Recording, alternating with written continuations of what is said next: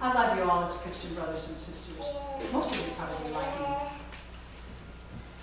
But we know that there's no risk involved there. Even the Gentiles do that, Jesus says. You're not sure that Jesus was really serious about our living up to this. But you see, I believe he was deadly serious about it.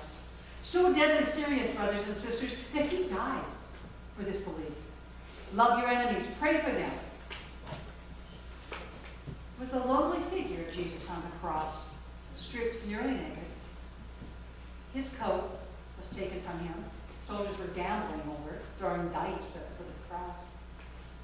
He died without a friend to save him, blessing his enemies in the midst of agony, praying for those who were putting him to death because they did not understand what they were doing.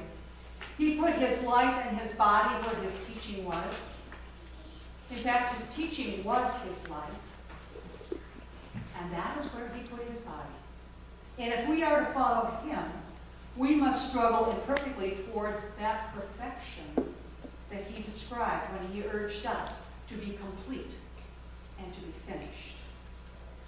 Even as our Heavenly Father is complete and finished and perfect. I don't think that we have yet conceived the full possibility of what God can do when we allow God's intentions for us to override the way the world acts around us. Some of you may have heard of Howard Thurman, the great African-American teacher and preacher. And he writes of a time after he was dean of the chapel of Howard University. He was still a pastor of an integrated multicultural congregation in San Francisco. But I want you to listen to this very carefully. I'll try to talk a little slower.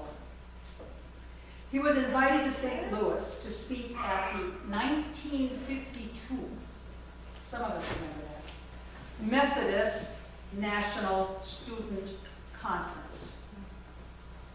1952 Methodist National Student Conference. That must be important. She repeated it.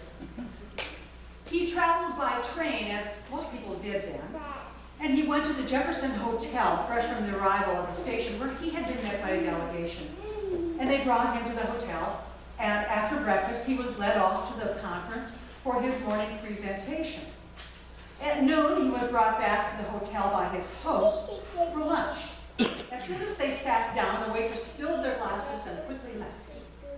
Presently, Thurman says, the chairman of the delegation was called away from the table by the manager of the hotel, who said to him, "You brought this man here for breakfast this morning, and I said nothing about it. He had been overnight on the train, and he was your guest speaker. But his presence in the dining room violated the agreement that your organization made with this hotel, that you would not require us to feed or house any Negro delegates." 1952 Methodist National Student. There was a heated argument, and finally the manager said, "Fine, take him up to your room and he can have lunch up there." And Thurman says, "I could not accept their hospitality under those conditions. So instead, he met a student friend in a nearby hospital cafeteria and shared lunch." At the lecture that evening, Thurman writes, "I told the students what had happened and what their church had committed them to." Now, I'm not saying Methodists are bad. That's not what I'm saying. It's a different point here, kids. "The time will come," I said, "when you are in the same position as the men who made this commitment on your behalf. And when that time comes, I want you to remember this experience." Thurman was met at the train station leaving St. Louis that night by Harold Case. Harold Case was then the president of Boston University. And he said to Thurman, "If the time ever comes when we can take some firm, even dramatic action to show that that incident that had happened here is not our desire or in keeping with the true genius of the Methodist Church, I want you to know that you can depend on us to do it." A year later, Dr. Case asked Howard Thurman to meet him in Los Angeles for lunch. And at that meeting, Case invited Thurman to become the first African-American dean of the chapel of Boston University, a Methodist school. Talk about turning the other cheek. This was not an easy decision for Thurman to make.